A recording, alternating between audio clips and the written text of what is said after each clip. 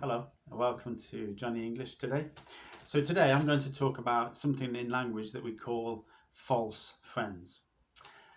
A false friend in language is a word in your native language that looks and sounds very similar to a word in your target language.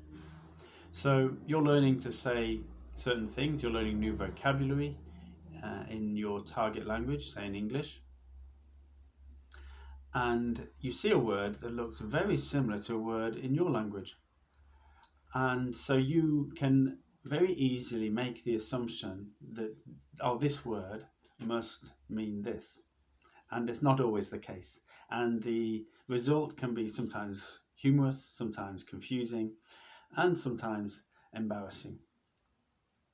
Now, there are some words that are clearly the same word. Maybe the most common in Polish and English is perhaps a hotel. Hotel is the English word, and hotel is the Polish word. So it's exactly the same word with a slight difference on pronunciation.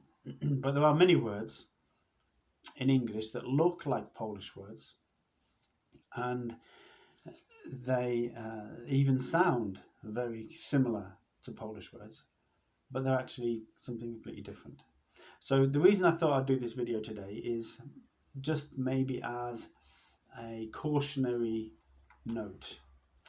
Just be aware that sometimes if a word looks too easy to understand, if it's a new word that you've never seen before and it looks very similar to a Polish word, then just exercise a little bit of caution. Just think about it and ask yourself the question, does it mean what I think it means? And it may be worth checking just to be sure that you don't make the mistake of using the wrong word in the wrong context. So I've got a list of a few words here, and I'd like to just share them with you. So our first word is actual. Now, the word actual in English means that it is a fact. We use it often together with the word fact, an actual fact, something that is real, something that is well established. It is a fact, it's actual. But in Polish, the word aktualna means something that is current, something that is ongoing. So, for example, an offer on a website or in a shop can be aktualna. It can be still current. It can still be running, but it doesn't necessarily mean that it is a fact. So that's our first one. A very often used word in Polish is szef, for boss, somebody who's in charge of a company or is in charge of a team. He's the chef. But in English, the word chef is somebody who cooks. Somebody who is trained to create food at a restaurant is a chef. So chef in Polish is a boss. Chef in English is a trained cook. One that confuses many learners of English, Polish learners of English, is the word eventual. Because eventual means in the end. At the end of something, we talk about the eventual result, the result at the end of a process. But the word eventualna means something that is possible. This is possible. So result in English and something is possible in Polish. Fabric.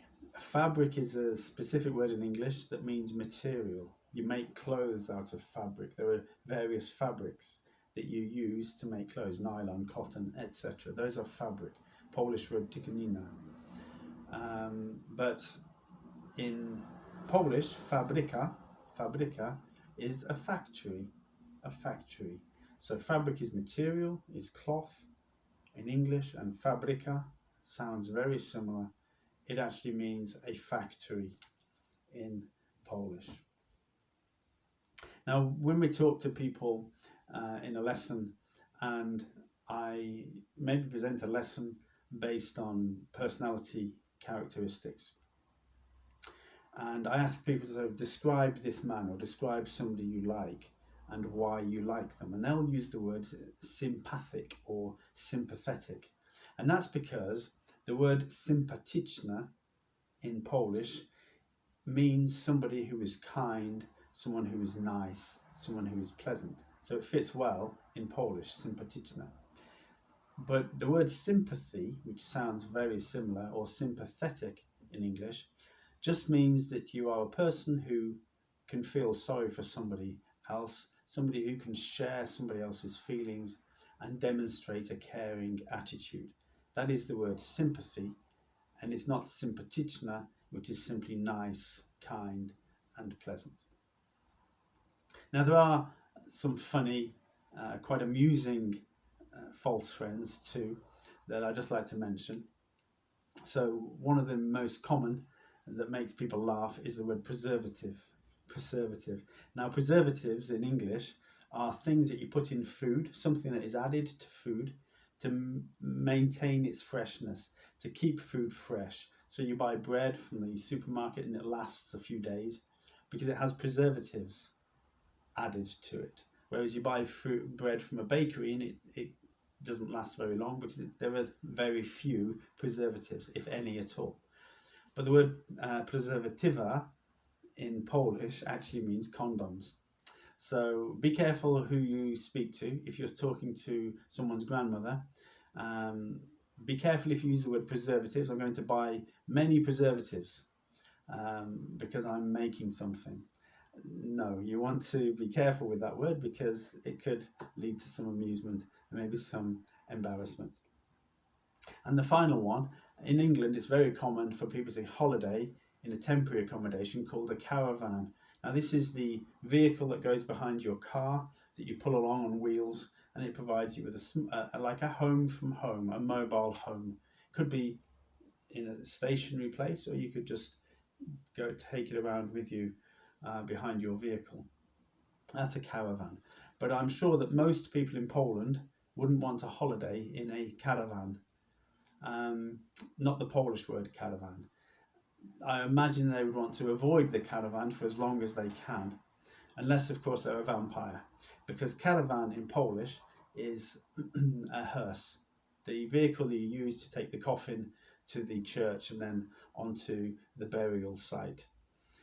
So those are just some false friends that in Polish very often can cause a little bit of confusion and can maybe hinder the learning process a little bit.